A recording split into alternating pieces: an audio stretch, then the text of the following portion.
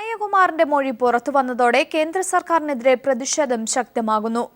പോലീസുകാരെ സാധാരണക്കാർക്കെതിരെ അഴിച്ചുവിടുന്നതിന്റെ തെളിവാണ് കനയ്യയുടെ മൊഴിയെന്ന് സിപിഐഎം ജനറൽ സെക്രട്ടറി സീതാറാം യെച്ചൂരി പറഞ്ഞു. അതേസമയം ജെഎൻയു വിഷയത്തിൽ പ്രതികരിച്ച സീതാറാം യെച്ചൂരിക്ക് ലഭിച്ച വധഭീഷണിയെക്കുറിച്ച് ദില്ലി ഡിസിപി നേരിട്ട് അന്വേഷിക്കും. ഇതിനിടയിൽ തീവ്രവാദ കേസുകൾ അന്വേഷിക്കുന്ന പ്രത്യേക അന്വേഷണ സംഘത്തിന് ജെഎൻയു കേസ് കൈമാറി. കൈരളി ടിവി കഴിഞ്ഞ ദിവസമാണ് കനയ്യകുമാറിന്റെ മൊഴി പുറത്തുവിട്ടത്. പട്യാല കോടതിയിൽ പോലീസ് കാഴ്ചക്കാരായി നോക്കി നിൽക്കെ ആക്രമണം ഏൽക്കേണ്ടി വന്നുവെന്ന് സുപ്രീം കോടതി നിയോഗിച്ച അഭിഭാഷക സംഘത്തോട് കനയ്യകുമാർ പറയുന്നു. तैयारी में बैठे हुए थे कि जिम आएगा अटैक करें, क्योंकि जो लोग पीट रहे थे ना उसमें से कुछ लोग और लोगों को बुला रहे थे। अच्छा, आ गया इस तरीके से, और पूरे रास्ते में गाड़ियां गिर गई, कभी मैं गाड़ी पे गिर गया, और वो जो जहाँ से जब हम कोर्ट एंट्री करते हैं वो जो मशीन होता है उसके दौरान जब धक्का दे करके मुझे अंदर किया जाएगा, मेरा पैंट खुल गया, उसके बाद मेरे टी शर्ट, मेरे चप्पल खुल गए, मेरे पैर में इंजरी, मेरे पेट में लात से घुसे से एक आदमी से छूट रहा हूँ दूसरा आदमी. സാധാരണക്കാർക്കെതിരെ പോലീസിനെ അഴിച്ചുവിടുന്നതിന്റെ തെളിവാണ് കനയ്യയുടെ പുറത്തുവന്ന മൊഴിയെന്ന് സിപിഐഎം ജനറൽ സെക്രട്ടറി സീതാറാം യെച്ചൂരി പറഞ്ഞു. അടിയന്തരാവസ്ഥക്കാലത്ത് ജനാധിപത്യത്തിന് നേരെയായിരുന്നു ആക്രമണമെങ്കിൽ ഇപ്പോൾ മതേതരത്വത്തിനും ജനാധിപത്യത്തിനുമെതിരെയാണ് ആക്രമണം നടക്കുന്നതെന്ന് യെച്ചൂരി പറഞ്ഞു. ദില്ലിക്ക് പുറത്തേക്ക് ജെഎൻയു കേസിന്റെ വിചാരണ മാറ്റണമെന്ന് കോൺഗ്രസ് ആവശ്യപ്പെട്ടു. കേന്ദ്ര സർക്കാർ പ്രദേശങ്ങളിൽ വിചാരണ നടന്നാൽ നീതി ലഭിക്കില്ല. ആം ആദ്മിയും ദില്ലി പോലീസിനെതിരെ രംഗത്തെത്തി. ദൃശ്യങ്ങൾ പുറത്തുവന്ന സാഹചര്യത്തിൽ പ്രതിരോധത്തിലായ ദില്ലി പോലീസ് ജെഎൻയു കേസ് തീവ്രവാദ കേസുകൾ അന്വേഷിക്കുന്ന പ്രത്യേക സംഘത്തിന് കൈമാറി. അതേസമയം ജെഎൻയു ഹൈദരാബാദ് സർവകലാശാല വിഷയങ്ങളിൽ പ്രതികരിച്ചതിന്റെ പേരിൽ സീതാറാം യെച്ചൂരിക്ക് വധഭീഷണി ലഭിച്ചിരുന്നു.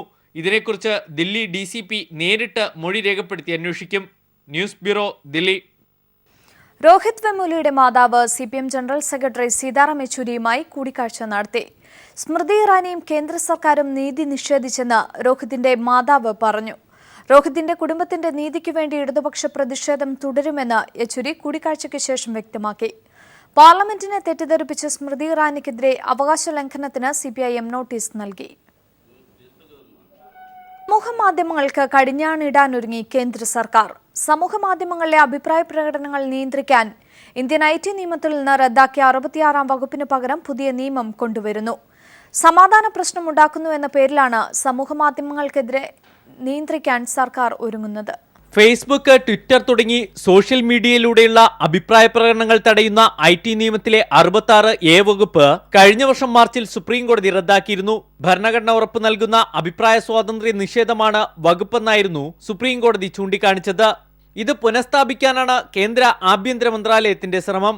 66A വകുപ്പ് റദ്ദാക്കിയതിലൂടെ സമൂഹ മാധ്യമങ്ങൾ വഴി ദേശസുരക്ഷയെ ബാധിക്കുന്നതും സമാധാന അന്തരീക്ഷം തകർക്കുന്നതുമായ പ്രവർത്തനങ്ങൾ തടയിടാൻ കഴിയുന്നില്ലെന്ന് പോലീസും രഹസ്യാന്വേഷണ ഏജൻസികളും വിലയിരുത്തുന്നുവെന്നാണ് ആഭ്യന്തര മന്ത്രാലയത്തിന്റെ ഭാഷ്യം.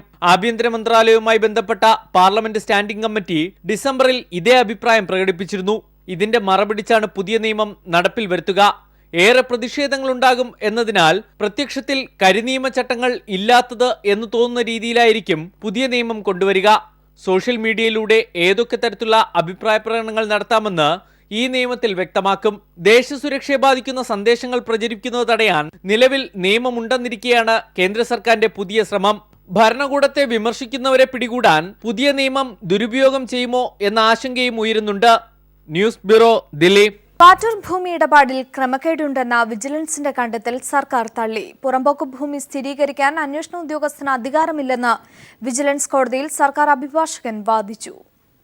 റവന്യൂ ജല വിജിലൻസ് മന്ത്രിമാരെ മറികടന്ന് തിടുക്കപ്പെട്ട് മുഖ്യമന്ത്രിയും ചീഫ് സെക്രട്ടറിയും ചേർന്നാണ് പാറ്റൂർ കേസിൽ അനധികൃതമായി ഇടപെട്ടെന്നായിരുന്നു പ്രതിപക്ഷ നേതാവിന്റെ അഭിഭാഷകൻ അഡ്വക്കേറ്റ് TS ഹൂദിന്റെ വാദം. 3 വകുപ്പുകളും വ്യത്യസ്തമായ 3 നിലപാടുകൾ സ്വീകരിച്ചാൽ ക്യാബിനറ്റിൽ വെച്ച് തീരുമാനമെടുക്കുകയാണ് നിയമമെന്നിരിക്കെ ഉപസമിതിയുടെ റിപ്പോർട്ട് കിട്ടിയ ദിവസം തന്നെ മുഖ്യമന്ത്രി ഫയലിൽ തീരുമാനമെടുത്തത് ആർടെക്കിനെ സഹായിക്കാനാണെന്നും VSന്റെ അഭിഭാഷകൻ വാദിച്ചു.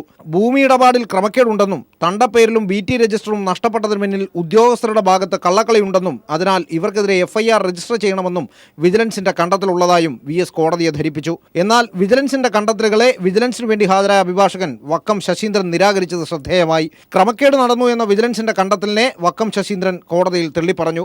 കേസിൽ ആരോപണ വിധേയനായ മുഖ്യമന്ത്രിയെ സംരക്ഷിക്കാനും ആർട്ടക്കിന് വേണ്ടി വാദിക്കാനുമാണ് വക്കം ശശീന്ദ്രൻ തുനിഞ്ഞത്. അനിൽകുമാർ വേഴ്സസ് അയ്യപ്പ കേസിന്റെ അടിസ്ഥാനത്തിൽ മുഖ്യമന്ത്രിക്കെതിരെ FIR രജിസ്റ്റർ ചെയ്യണമെങ്കിൽ പ്രോസിക്യൂഷൻ അനുമതി വേണം. കൂടാതെ ലോകായുക്തയുടെ പരിഗണനയിലിരിക്കുന്ന കേസായതിനാൽ ഈ കേസ് കേൾക്കരുതെന്നും ശശീന്ദ്രൻ ആവശ്യപ്പെട്ടു. കേസിൽ വാദം പൂർത്തിയാവാത്തതിനാൽ തുടർവാദം ഫെബ്രുവരി 29 തിരുവനന്തപുരം വിജിലൻസ് കോടതിയിൽ നടക്കും. S. ജീവൻകുമാർ, തിരുവനന്തപുരം. ബീഫ് കഴിച്ചതിന്റെ പേരിൽ ബംഗളൂരുവിൽ 3 മലയാളി വിദ്യാർത്ഥികൾക്ക് മർദ്ദനം. ബീഫ് കഴിച്ച ശേഷം ക്ഷേത്രത്തിനു സമീപം സമയം ചെലവഴിച്ചെന്ന് ആരോപിച്ചാണ് വിദ്യാർത്ഥികളെ മർദ്ദിച്ചത്. ദണ്ഡുകളും മാരകായുധങ്ങളും ഉപയോഗിച്ചായിരുന്നു ആക്രമണം. മർവിൻ മൈക്കിൾ ജോയ്, നിഖിൽ, മുഹമ്മദ് ഷഹീർ എന്നിവർക്കാണ് മർദ്ദനമേറ്റത്. ഗുരുതരമായി പരിക്കേറ്റ മർവിൻ മൈക്കിൾ ജോയിയെ നിംഹാൻസ് ആശുപത്രിയിൽ പ്രവേശിപ്പിച്ചു. അടുത്ത മാസം 1-ന് ആരംഭിക്കുന്ന സംസ്ഥാന സെക്രട്ടേറിയറ്റിനും സംസ്ഥാന സമിതിക്കും ശേഷം മാത്രമേ സ്ഥാനാർത്ഥി നിർണയം സംബന്ധിച്ച പ്രാഥമിക ചർച്ച ആരംഭിക്കൂവെന്ന് CPIM സംസ്ഥാന സെക്രട്ടറി കോടിയേരി ബാലകൃഷ്ണൻ പറഞ്ഞു. ദില്ലിയിൽ മാധ്യമങ്ങളോട് സംസാരിക്കുകയായിരുന്നു അദ്ദേഹം. ഇലക്ഷൻ പ്രഖ്യാപിച്ചു കഴിഞ്ഞാൽ മാത്രമേ സ്ഥാനാർത്ഥികളെ സംബന്ധിച്ച് ഞങ്ങൾ ആലോചിച്ച് തുടങ്ങുള്ളൂ.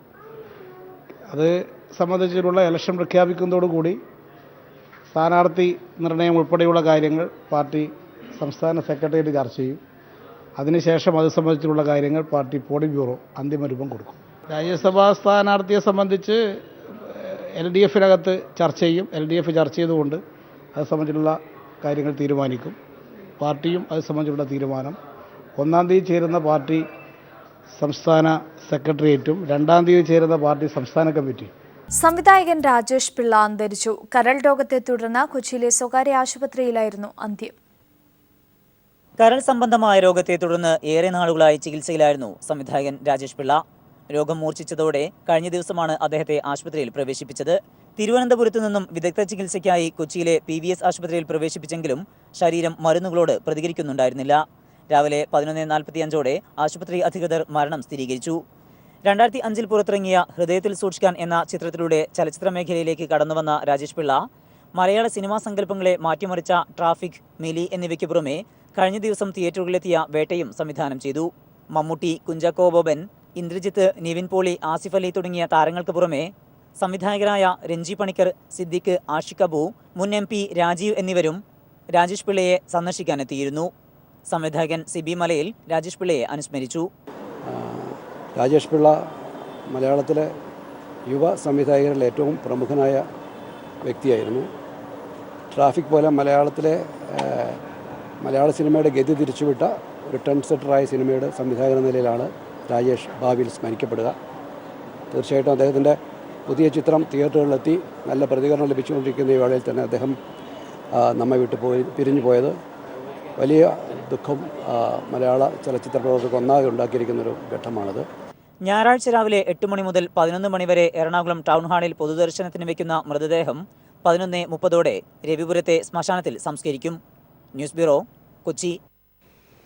ജിജി തോംസണിനെ മുഖ്യമന്ത്രിയുടെ ഉപദേഷ്ടാവായി നിയമിച്ചു. ക്യാബിനറ്റ് പദവിയോടെയാണ് നിയമനം. ജിജി തോംസൺ മറ്റന്നാൾ വിരമിക്കാനിരിക്കെയാണ് ഈ നിയമനം. മുഖ്യമന്ത്രി ഉമ്മൻചാണ്ടി ഉൾപ്പെട്ട പാമലൻ കേസിലെ പ്രതി കൂടിയാണ് ജിജി തോംസൺ.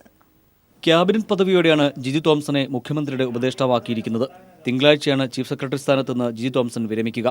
തെരഞ്ഞെടുപ്പ് പ്രഖ്യാപിക്കുന്നതിന് തൊട്ടുമുൻപാണ് ഉന്നത പദവി നൽകിയിരിക്കുന്നത് എന്നതും ശ്രദ്ധേയമാണ്.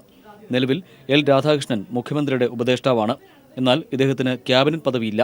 നേരത്തെ ജിജി തോംസന്റെ കാലാവധി 3 മാസത്തേക്ക് നീട്ടാൻ നീക്കം നടന്നിരുന്നു. ഇതിനെതിരെ പ്രതിപക്ഷത്തു നിന്നുൾപ്പെടെ പല കോണുകളിൽ നിന്നും ശക്തമായ എതിർപ്പുകളും ഉയർന്നു. പിന്നീട് മന്ത്രിസഭ തീരുമാനം മാറ്റുകയായിരുന്നു. 1980 ബാച്ചിലെ IAS ഉദ്യോഗസ്ഥനായ ജിജി തോംസനെ കഴിഞ്ഞ ജനുവരിയിലാണ് ചീഫ് സെക്രട്ടറിയായി നിയമിച്ചത്. അഴിമതിക്കാർക്ക് അഴിമതിക്കാരെ മാത്രമേ ഒപ്പം കൂട്ടാനാവൂ എന്നായിരുന്നു ജിജി തോംസന്റെ പുതിയ പദവിയെക്കുറിച്ച് പ്രതിപക്ഷ നേതാവിന്റെ പ്രതികരണം. ഉമ്മൻചാണ്ടിയുടെ ഭരണം എത്രയേറെ മുന്നോട്ട് പോകുന്നുവോ അതനുസരിച്ച് നിയമനങ്ങളും അങ്ങനെ അങ്ങനെ അങ്ങനെ നിരന്തരം നടന്നുകൊണ്ടേയിരിക്കും. അഴിമതിക്കാർക്ക് കൂട്ടായി അതുപോലുള്ള ആളുകളല്ലേ സ്വാഭാവികമായും വരൂ. വഴിവിട്ട നിയമനം അംഗീകരിക്കാനാവില്ലെന്നും VS അച്യുതാനന്ദൻ പറഞ്ഞു. പരിയാരം മെഡിക്കൽ കോളേജിൽ UDF ഭരണസമിതി നടത്തിയ നിയമനങ്ങളിൽ വൻ ക്രമക്കേട്. കെ സുധാകരൻ മന്ത്രിയായിരിക്കെ റാങ്ക് ലിസ്റ്റ് മറികടന്ന പ്രവർത്തകർക്ക് ജോലി നൽകി. ചട്ടം ലംഘിച്ച് സുധാകരൻ നൽകിയ ശുപാർശ കത്തുകളുടെ പകർപ്പ് പീപ്പിളിന് ലഭിച്ചു. പരിയാരം മെഡിക്കൽ കോളേജിൽ UDF ഭരണസമിതി നടത്തിയ നിയമനങ്ങളിൽ വൻ ക്രമക്കേട് നടന്നുവെന്നതിന്റെ തെളിവുകളാണ് പീപ്പിൾ ടിവിക്ക് ലഭിച്ചിരിക്കുന്നത്. വിവിധ തസ്തികകളിൽ കോൺഗ്രസ് നേതാക്കളുടെ ശുപാർശ പ്രകാരം അനർഹരെ തിരികെ കയറ്റിയിരിക്കുകയാണ്. കോൺഗ്രസ് നേതാവ് കെ സുധാകരൻ മന്ത്രിയായിരുന്ന ഘട്ടത്തിൽ കോൺഗ്രസ് പ്രവർത്തകർക്ക് നിയമനം നൽകണമെന്നാവശ്യപ്പെട്ട് അന്നത്തെ MDക്ക് നൽകിയ നിരവധി ശുപാർശ കത്തുകളുടെ പകർപ്പ് പീപ്പിളിന് ലഭിച്ചു. നഴ്സിംഗ് അസിസ്റ്റന്റ്, ഫാർമസി അസിസ്റ്റന്റ് ഉൾപ്പെടെയുള്ള തസ്തികകളിൽ റാങ്ക് ലിസ്റ്റ് മറികടന്ന് നിയമനം നൽകണമെന്നായിരുന്നു സുധാകരന്റെ കത്തിലുള്ളത്. സുധാകരൻ നിർദ്ദേശിച്ച ഭൂരിഭാഗം പേർക്കും പരിയാരത്ത് അനധികൃതമായി നിയമനം ലഭിച്ചെന്നും ഞങ്ങളുടെ അന്വേഷണത്തിൽ വ്യക്തമായി. മന്ത്രി പദവി ദുരുപയോഗം ചെയ്താണ് കെ സുധാകരൻ അനധികൃത നിയമനങ്ങൾക്ക് ചുക്കാൻ പിടിച്ചത്. DCC president K Surendran, Sajeev Joseph തുടങ്ങിയവരും കോൺഗ്രസ് പ്രവർത്തകർക്ക് വേണ്ടി ഇടപെട്ടതായി തെളിഞ്ഞു. നിയമന കാര്യങ്ങളിലെന്ന പോലെ വിദ്യാർത്ഥി പ്രവേശനത്തിലും കെ സുധാകരനും കോൺഗ്രസ് നേതാക്കളും അനധികൃതമായി ഇടപെട്ടതിന്റെ രേഖകളും പീപ്പിളിന് ലഭിച്ചിട്ടുണ്ട്. PV കുട്ടൻ, കോഴിക്കോട്. ദേശാഭിമാനി റിപ്പോർട്ടറായിരുന്ന രാജീവൻ കാവുമ്പായുടെ പേരിൽ ഏർപ്പെടുത്തിയ മികച്ച സാമൂഹ്യ പ്രതിബദ്ധതയുള്ള റിപ്പോർട്ടിനുള്ള award Mathrubhumi channel reporter Biju പങ്കജിനും ക്യാമറാമാൻ ബിനു തോമസിനും സമർപ്പിച്ചു. Kairali TV MD John Brittas ആണ് കണ്ണൂർ പ്രസ് ക്ലബ്ബിൽ നടന്ന ചടങ്ങിൽ അവാർഡ് കൈമാറിയത്. പുതിയ സാഹചര്യത്തിൽ സാമൂഹ്യ പ്രതിബദ്ധത കാത്തുസൂക്ഷിക്കുകയാണ് ഒരു മാധ്യമപ്രവർത്തകന്റെ വ്യക്തിപരമായ കടമയും നേട്ടവുമെന്ന് ജോൺ ബ്രിട്ടാസ് പറഞ്ഞു. പ്രസ് ക്ലബ്ബും ദേശാഭിമാനി ജീവനക്കാരനുമാണ് അവാർഡ് ഏർപ്പെടുത്തിയത്.